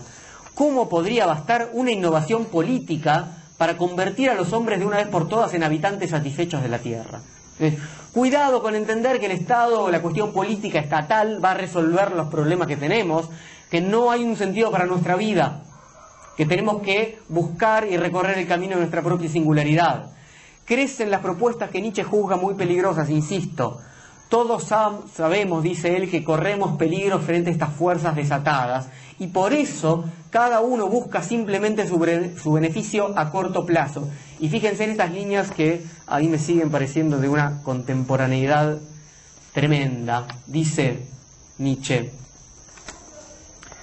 la caza con Z, ¿verdad? La caza de la felicidad nunca será tan grande como cuando tiene que ser hecha entre hoy y mañana, porque pasado mañana toda caza habrá tal vez acabado. Vivimos en la época de los átomos, del caos, de la atomización. Y luego dice, ahora casi todo es determinado sobre la tierra tan solo por las fuerzas más groseras y malignas. 2 puntos. Por el egoísmo de los que adquieren y por los caudillos militares. Entonces, a ver, se puede ver, digamos, cómo esta crítica a la conjunción de fuerzas que van a ser indispensables para el fascismo poco tiempo después, ¿no? Y para las guerras mundiales. Idolatría del Estado, que Nietzsche critica, conducción de caudillos militares, homogeneización de la cultura, nacionalismo y egoísmo de la burguesía. En cambio, contra esta construcción, el hombre schopenhaueriano es un hombre activo y es un hombre heroico que puede hacer frente a estos peligros de la decadencia cultural y de la disolución de la singularidad creadora. Schopenhauer mismo lo dice claro, les leo esto. Una vida feliz es imposible. Lo máximo que puede alcanzar el hombre es una vida heroica. Una vida así es la que lleva quien en la manera y la ocasión que sea lucha con enormes dificultades, por lo que de algún modo conviene a todos y vence, sin ser por ello premiado en absoluto. Entonces, empecemos por aceptar que la vamos a pasar mal, empecemos por aceptar que la vida es riesgo y sufrimiento, y seamos al menos heroicos cuando sea necesario. Nuevamente, no estamos acá para ser felices, seamos al menos valientes. Digo esto porque ahora es indiscutible, como en no muchos momentos de la humanidad, que estamos acá para ser felices en el sentido de estar tranquilos y de lo que Nietzsche va a llamar en Así habló Zaratustra, un lamentable bienestar. Justamente el lamentable bienestar que no me permite recorrer ¿no? tener los problemas, las batallas, ¿no? y los inconvenientes de recorrer el propio camino. Entonces, no se trata de decir vayamos a sufrir porque sí, porque está bueno sufrir. No, no, no. Lo que Nietzsche dice en este momento es, los griegos se dieron muy bien cuenta de que no importa lo bien que hagamos las cosas, vamos a pasarla mal. ¿Sí? Los griegos eran mucho más sabios que nosotros, porque una tragedia griega es eso. Una tragedia griega es la narración de alguien que es mucho mejor que nosotros. Es un héroe, es Edipo, es valiente, sabio, es decir, todo lo que nosotros no podemos ser, es un gran guerrero, es aquel que descifra el enigma de la esfinge, es alguien que sale de la mediocridad, es un héroe, hace todo lo que tiene que hacer bien, igual le va mal, muy mal. Esa es eso es lo que no queremos comprender. A nosotros nos dicen el cristianismo y su secularización capitalista, la idea de progreso, que si hacemos las cosas bien vamos a ser premiados y nos va a ir bien. Y nosotros lo creemos. Y a pesar de que nuestra vida y la vida de nuestros cercanos nos dicen una y otra vez que eso no sucede. No quiere decir que no podamos tener momentos de felicidad y buenos momentos, no se trata de una apología del sufrimiento por sí misma, se trata de entender que querer evitar el sufrimiento a toda costa, pensando que podemos estar en una especie de paraíso, ¿no? del bienestar, es una falsedad absoluta de lo que es la vida. Bien, sexta pregunta, hablando de sufrimiento, ¿somos animales? Nietzsche dice que todos los que tienen compasión por los animales que sufren, lo hacen sobre todo porque no saben por qué estos animales están sufriendo. Dice así, siempre nos subleva hasta lo más profundo ver el sufrimiento sin sentido. O sea, uno ve un animal que sufre y ese sufrimiento parece que, o sea, uno no sabe por qué es ese sufrimiento. Y uno quiere tratar de evitarlo o de encontrar un sentido. Por eso, dice, en muchas culturas surgió la creencia de que en el cuerpo de esos animales hay almas que sufren un castigo merecido. Por ejemplo, el karma, la idea del karma, ¿no? La idea de que ese sufrimiento no es un sufrimiento sin sentido. La idea de que efectivamente las cosas pasan por algo, de que Dios nos castiga de alguna manera porque algo hicimos en otro momento y no lo conocemos, o que el destino nos lleva a eso. Nietzsche dice, lo que no podemos entender es el sufrimiento sin sentido. Y justamente la idea esta, ¿no?, de que los caminos del Señor son misteriosos, implica, bueno, aun cuando no entendamos nosotros el sentido de este sufrimiento, hay un sentido. No podemos estar, ¿no?, en ese mundo sin sentido del sufrimiento. Depender de la vida y no saber por qué, eso es para Nietzsche ser animal en esta etapa de su obra. Y eso es lo que muchas personas hacen, dice él, buscar la felicidad apenas con un poco más de conciencia que el animal. Y cito lo siguiente: eso es lo que nos ocurre a casi todos la mayor parte de nuestra vida. No salimos por lo común de la animalidad y somos nosotros mismos los animales que parecen sufrir sin sentido. Pero hay momentos en que comprendemos todo esto. ¿Qué cosa? Comprendemos que la sociabilidad, las instituciones, la vida que llevamos sigue en el horizonte de la animalidad sin hacerse cargo de nuestra condición humana. Nos escapamos de esta condición humana. Nos escapamos de este sinsentido. ¿Y cómo nos escapamos? Huimos hacia adelante. Nos ponemos a producir. Nos ocupamos. Nuevamente el Nietzsche más contemporáneo, ¿no? Dice: la prisa es general porque todos huyen de sí mismos.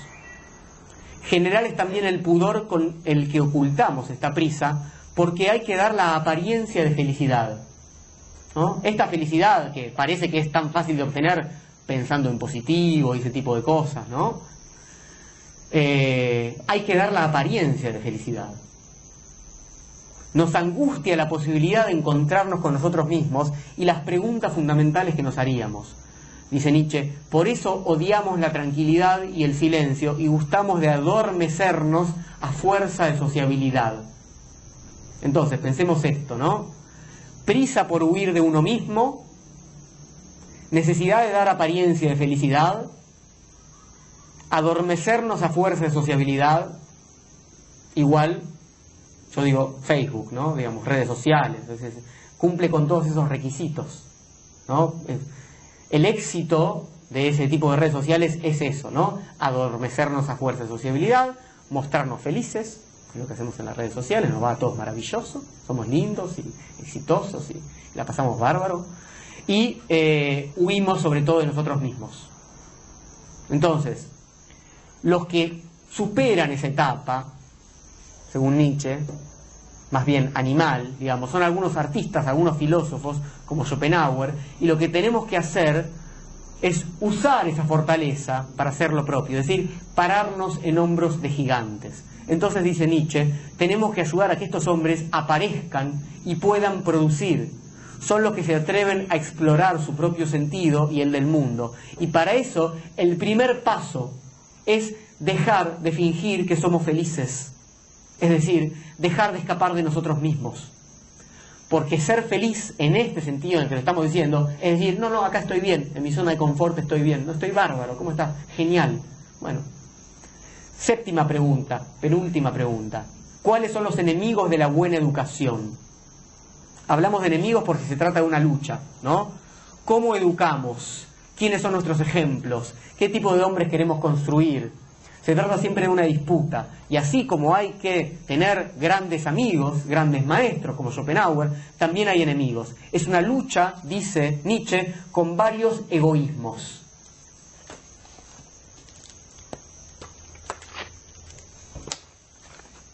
Primer enemigo, lo que Nietzsche llama el egoísmo de los acomodados, de los que tienen un alto poder adquisitivo. ¿Qué dice Nietzsche en este sentido? Esta gente, para ganar dinero con la cultura, necesita producir hombres corrientes, como moneda corriente, que se pueda luego intercambiar, que genere ganancias. Estos hombres se forman en las instituciones educativas modernas. Esto está hiper estudiado, ¿verdad? Bueno, los acomodados, estos acomodados que tienen un alto poder adquisitivo, además necesitan autolegitimarse. Es decir, necesitan decir, nosotros somos los mejores. Y dice Nietzsche, todo esto se puede seguir utilizando, ¿verdad? Como habrán visto. Finalmente se afirmará la existencia de un vínculo natural y necesario entre inteligencia y propiedad, entre riqueza y cultura, un vínculo presentado incluso como una necesidad moral. Toda cultura que nos aísle, que nos imponga fines que vayan más allá del dinero y de la adquisición de propiedades, que nos cueste mucho tiempo, pasa a ser así odiada. ¿No? Lo que hay que hacer es ganar plata, ganarla lo más rápido posible. Somos más genios cuanto más rápido hicimos nuestro dinero. Bien, el egoísmo de los acomodados tiene que autolegitimarse y nunca puede aceptar que haya hombres mejores. Por eso se cuida de hacer pasar a todos por instituciones educativas, donde lo mejor que puede haber en el hombre queda enterrado bajo un cúmulo de conocimientos.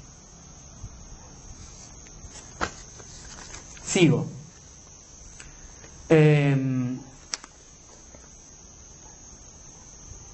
Dijimos, toda cultura que nos aísle, que nos imponga fines que vayan más allá del dinero y de la adquisición de propiedades, que nos cueste mucho tiempo, pasa a ser así odiada. ¿Para qué estudiás filosofía? 10 años, 15 años, ¿a vos te parece? Todavía no te recibiste estudiando todo eso y encima no vas a ganar guita. Vos sos boludo, ¿qué está pasando? Eso es lo que la cultura nos dice, no solamente en relación a la filosofía, está claro, ¿verdad? O sea, esto cuesta mucho tiempo, ¿y a qué te está llevando? Bueno, dice Nietzsche, siendo denigradas estas formas más serias de formación cultural con calificativos como egoísmo refinado o epicureísmo cultural inmoral. O sea, la verdad que le estás complicando al pedo, ¿no? O sea, esto no te la crees mucho, ¿no? Siempre hay una denigración. Bueno, y sigue diciendo Nietzsche, va de suyo que la moralidad vigente a este respecto enaltece precisamente lo contrario, esto es, una formación rápida. Dice esto Nietzsche antes de lo de Dolina, ¿no? De los cursos de formación rápida. Una formación rápida capaz de convertirle a uno en un ser que gana dinero. Y en cualquier caso una formación tan básica como para convertirle a uno en un ser capacitado para ganar grandes sumas. Al ser humano no se le permite más cultura que la necesaria para la adquisición y la participación en el tráfico e intercambio general del mundo. Bien, ese es el primer enemigo, evidentemente. A Nietzsche le encanta molestar, como habrán visto explícitamente, la comodidad de estos acomodados. Y en el siglo XIX, los acomodados son los burgueses, los que siempre tienen prisa para producir. Hay una cuestión de temporalidad que es central. En Aurora, Nietzsche dice lo siguiente sobre este molestar a los que tienen prisa, a los productivistas. Dice, no escribir más que aquello que pueda sumir en la desesperación a los hombres que tienen prisa. Es algo a lo que no solo me he acostumbrado, sino que supone mi gusto, quizás un gusto malvado. Es decir, a mí me encanta esto, a mí me encanta molestar a esta gente que está todo el día produciendo y creyendo que no, que eso se trata la vida, de producir más y mejor y de ganar más. ¿Y qué hay que hacer con esto? Sumirlos en la desesperación. Bien, segundo enemigo, el egoísmo del Estado. ¿Qué es lo que va a hacer el Estado? Va a intentar poner a la cultura bajo su yugo, le va a promover siempre que convenga a sus fines. El ejemplo clásico para mi gusto es la República de Platón. En el famoso libro 10 de la República de Platón, Platón echa a los poetas de su república ideal. Propone un modelo político y dice, acá los poetas no tienen nada que ver. Acá los poetas no tienen nada que hacer porque los poetas seducen a la parte más irracional de nuestra alma y no van a dejar entonces que nosotros obedezcamos la racionalidad de este armado político, digamos. Salvo, dice Platón, que los poetas hagan himnos a favor del Estado, digamos. Es decir, los poetas solamente tienen lugar acá, los artistas tienen lugar acá, si, ¿no?, la cultura en este sentido, en este amplio sentido, es a favor del Estado. Es decir, la cultura estatal siempre va a querer comprar efectivamente a los creadores. Bien, tercer enemigo, el egoísmo de los que quieren hacer de la cultura una bella forma, aunque tenga un contenido feo o aburrido. ¿Qué hacen con ello la cultura? La ornamentan, la aderezan, la hacen elegante, pero en el fondo se aburren, dice Nietzsche. Están apurados y llevados por la moda y por las opiniones. Es decir, algo, digamos, un esteticismo snob, ¿no?, y barato y superficial. Nietzsche dice así: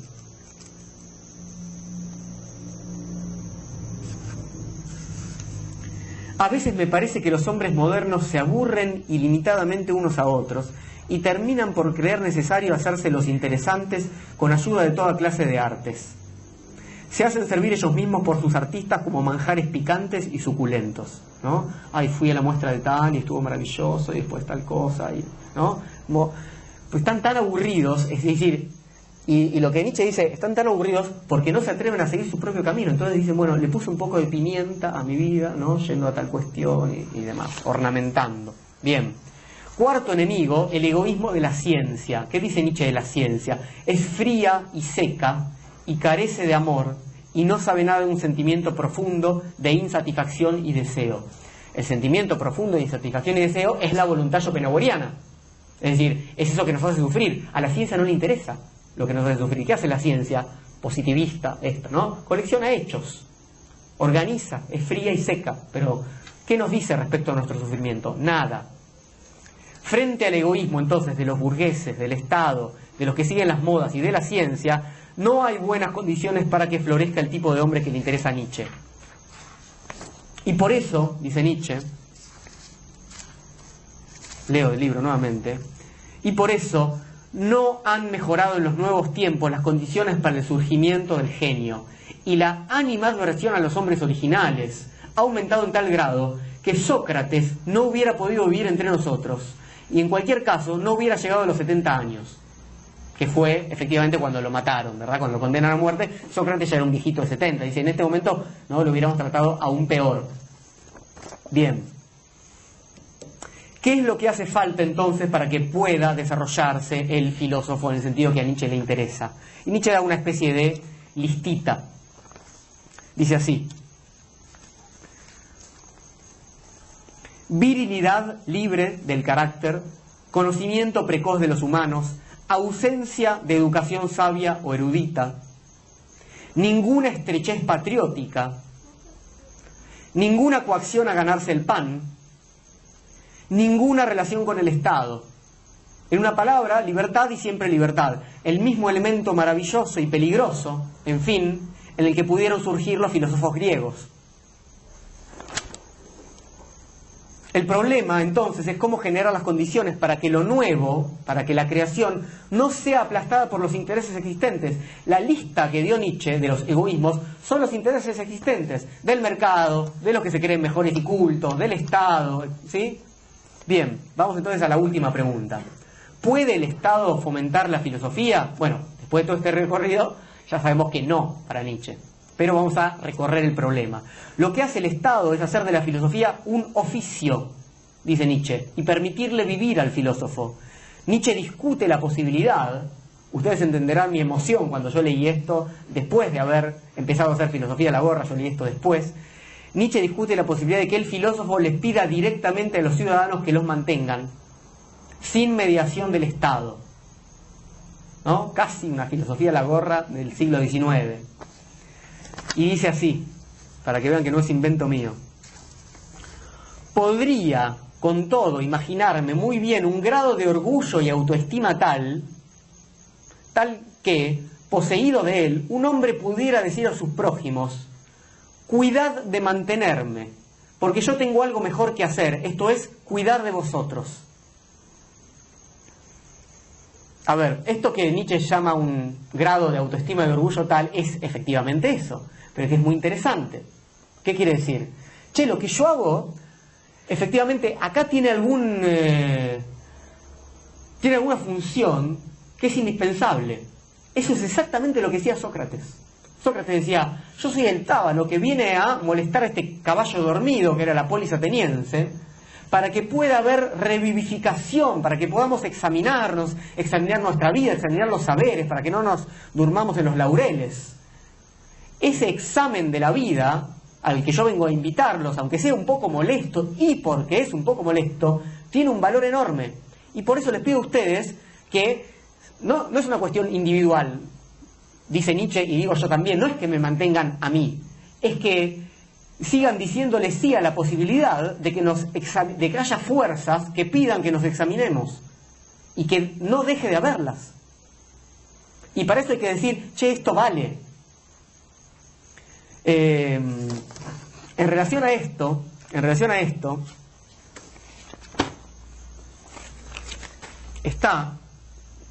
ustedes estudiaron, ¿verdad?, en filosofía antigua, la famosa distinción entre los filósofos y los sofistas. Una de las cuales, una de las principales, es los sofistas cobran por enseñar y los filósofos no. Los filósofos son desinteresados buscadores de la verdad, como decíamos. Entonces, justamente, los filósofos no tocan el dinero, no importa, ¿no? No se meten en esos temas. Sócrates dice algo que a mí también me gustó bastante, y tiene que ver con esta necesidad de que el filósofo sea mantenido. Ustedes saben que a Sócrates lo condenan a muerte, y él puede proponer una condena distinta, más suave, para poder cumplirla, sin que sea esa condena a muerte. Por ejemplo, una multa, el exilio, etc. Y él dice, bueno, ¿qué es lo que yo me merezco por lo que yo hice? Que fue filosofar. Y él dice, me merezco un premio, y me merezco que ustedes me mantengan, ¿no? Que es esta postura absolutamente, ¿no?, de autoorgullosa y soberbia, ¿no?, del filósofo. Dice así: ¿qué merezco que me pase por ser de este modo? Algo bueno, atenienses, si hay que proponer en verdad según el merecimiento, y además un bien que sea adecuado para mí. Así pues, ¿qué conviene un hombre pobre, benefactor, y que necesita tener ocio para exhortaros a vosotros? No hay cosa que le convenga más, atenienses, que el ser alimentado en el Pritaneo. El Pritaneo era un lugar de honor en el cual los atenienses mantenían a alguien que había llegado a tener honores en la batalla, en las Olimpiadas, ¿sí? Toda la comunidad mantenía a alguien. Y lo que Sócrates está diciendo, en lugar de condenarme a muerte, tienen que mantenerme, porque yo estoy muy ocupado haciendo este trabajo de filósofo. Con lo cual queda en claro que el filósofo no vive del aire. Dicen, este bien es adecuado para mí. Y esto es un poco lo que está diciendo en relación a, ¿no?, Nietzsche, en relación a, bueno, ¿cómo hace el filósofo si no quiere pasar por las arcas del Estado? Bueno, tiene que hablar con la comunidad y tiene que decirle a la comunidad, che, ¿esto que estoy haciendo sirve para algo? O sea, ¿esto tiene un valor? Bueno, entonces que siga sucediendo.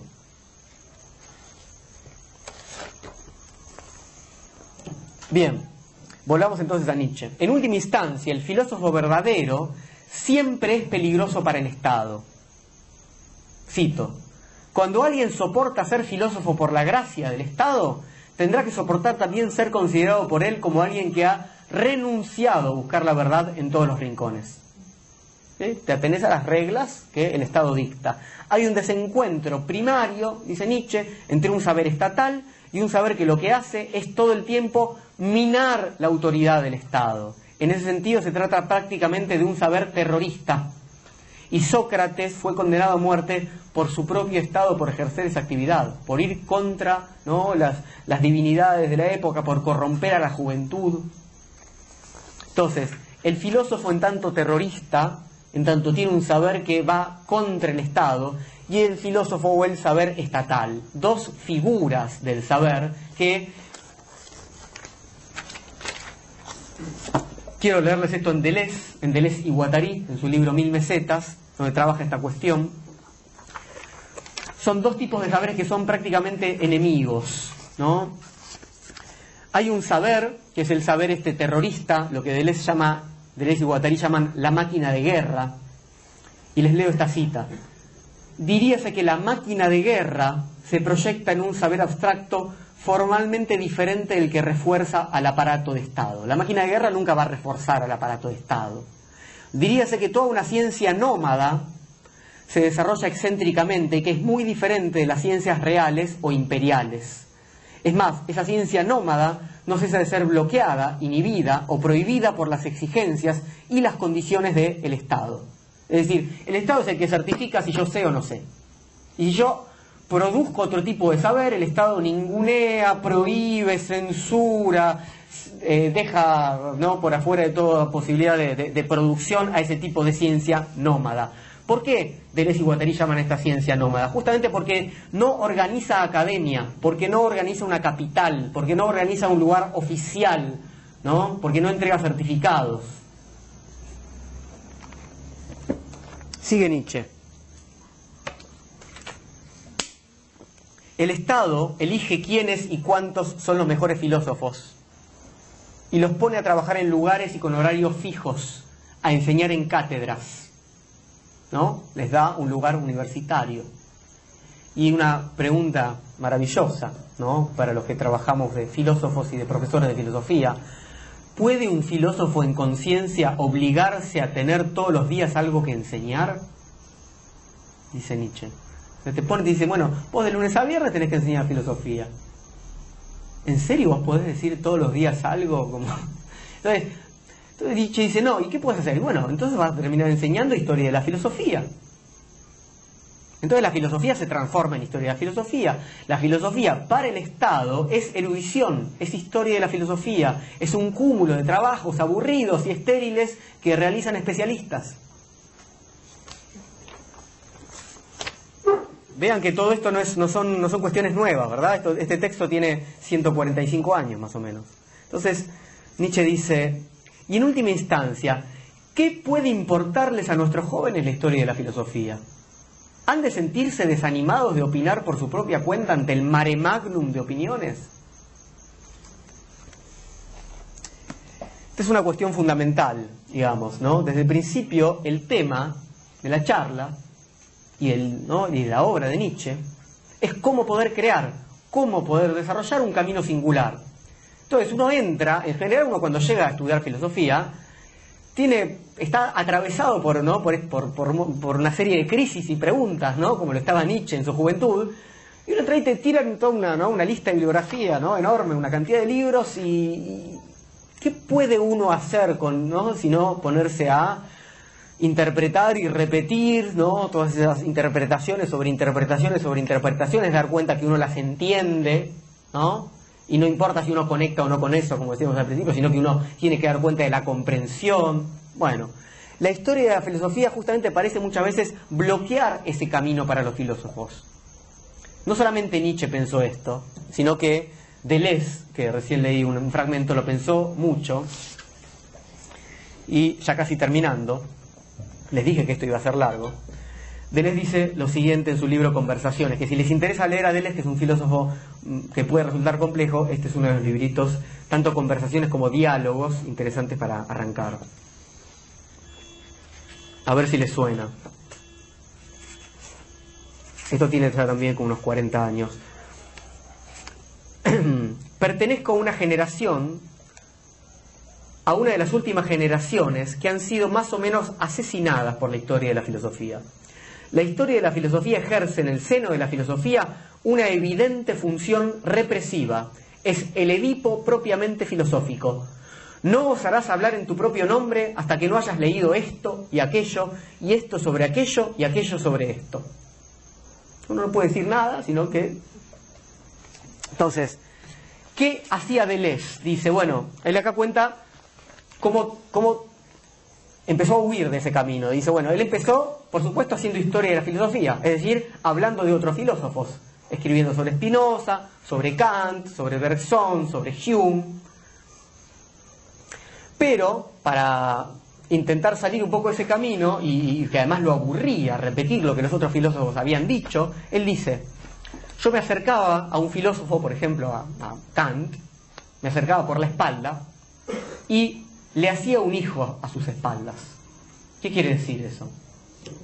Dice, mi relación con él era tener un producto, una creación, una criatura, un hijo, que no era exactamente lo que ese filósofo había dicho, que era el resultado de mi lectura sobre ese texto, pero que era algo que ese filósofo como tal no hubiera aceptado. Era un hijo en el sentido ilegítimo. ¿Sí? Y dice, y eso me causaba mucho placer. Él habla de una estrategia sodomítica, lo dice explícitamente, ¿no? Dice, me acercaba y le hacía un hijo por la espalda. Y esa criatura era medio monstruosa, porque era un hijo contra natura, ¿verdad? Bueno, dice, eso estuvo bastante bien por un tiempo, y yo pude no quedar desvitalizado absolutamente haciendo historia de la filosofía. Ahora, cuando yo intenté hacerle eso mismo a Nietzsche, y Deleuze escribió 2 libros sobre Nietzsche, no pude, dice Deleuze, porque Nietzsche es tan potente que te hace él un hijo a tus espaldas. Se los leo.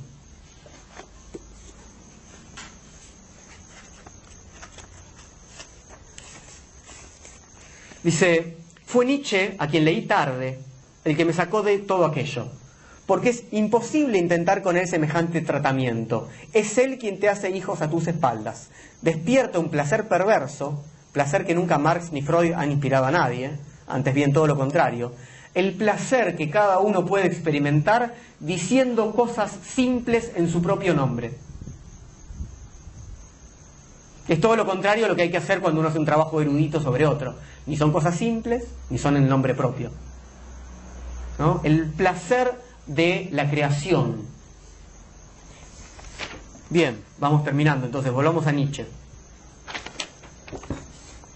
¿Qué pasa en las universidades? Bueno, ya podemos tener una buena idea de esto, ¿no? En las universidades solo se enseña la crítica de las palabras con otras palabras. Nunca la única crítica de una filosofía que es posible y que prueba algo, a saber, ensayar si se puede vivir de acuerdo con ella. Esta es la cuestión. ¿Podemos tener una filosofía que esté a la altura de la vida? Una filosofía que en lugar de ordenarle a la vida como tiene que ser, pueda tener un significado para nosotros. Para lograr eso, cuanto antes la filosofía se separe del Estado y de la universidad, mejor va a ser para purificarse ella misma y para la cultura en general, dice Nietzsche. Vamos a leer últimas dos frases y a pasar la gorra y nos quedamos a charlar. La última frase de Nietzsche dice así: importa infinitamente más que un filósofo nazca en el mundo que el que un Estado o una universidad subsistan. Y acá ya no deja lugar a muchas dudas al respecto. Y claramente cuando dice filósofo hay que decir creador en cualquier sentido, no solamente en el ámbito de la filosofía. Voy a cerrar entonces con esta cita de Schopenhauer. Lo que falta en la mayoría de las cabezas son dos cualidades emparentadas: juzgar y tener ideas propias. Ambas cualidades faltan de una manera increíble, y los que no pertenecen a ellos no comprenden la tristeza de su existencia. Gracias.